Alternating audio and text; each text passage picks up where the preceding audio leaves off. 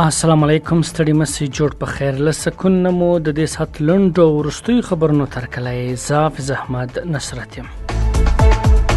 د ټرافیکي اصولو خلاف د وسایلو چلولو په وړاندې د کمپاین پیل. تیر ورځ د هلمند ولایت د امنیه قومندانۍ اړوند د ټرافیکو مدیریت له لوري په مرکز لښکرګاه ښار کې د هغو موټر سایکل چلوونکو پر وړاندې کمپاین ترسره شو چې د جمعې په ورځو کې موټر سایکلونه په بې احتیاطۍ او د ټرافیکي اصولو خلاف چلول.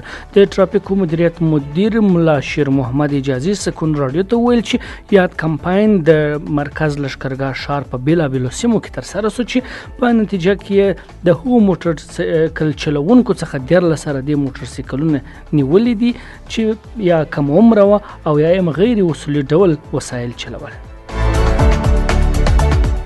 د سرپرست حکومت اقتصادي معاونیت وايي په 1402 مریض کال کې د هیواد په کچه 355 چک ډیمونو جوړولو چارې پیل شوې وې چې ډیری بشپړې او ګټې اخیستنې ته سپارل شوي دي.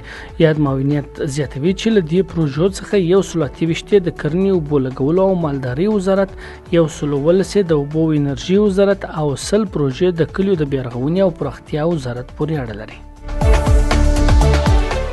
د کرنې وزارت مرستیال سید اعظم عثماني چین ته د سفر په ترڅ کې د مرخیړیو د تولید له فارمونو څخه لیدنه کړې ده.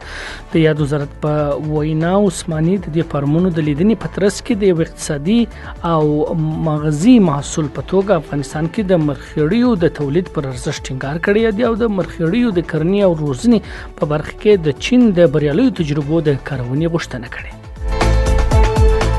د افغانستان بانک وايي څه کوي په لومړیو هټیو د تیلو په پمپونو او نورو هغو ځایونو کې چې د پیسو فزیکي راکړه ورکړه پکې زیاته د برېښنایي بانکوالي رواج کړي. دوی زیاتوي چې د دې سره د افغانۍ د فزیکي فعالیت کمیدو ترڅنګ د پیسو د زړښت مخنیوی کیږي. او په کابل کې د سپینو زرو یو شمېر پلورونکي د خپل کاروبار پیکه کېدو ته اندېښمن دي.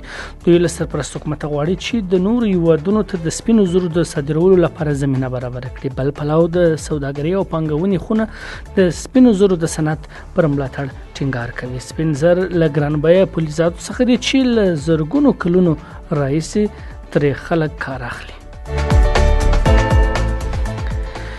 دا له سکون د دې سات لاندې رستیا او مهم خبرونه زموږ رواني خبرونه واوري له سکون رادیو سره اوسئ.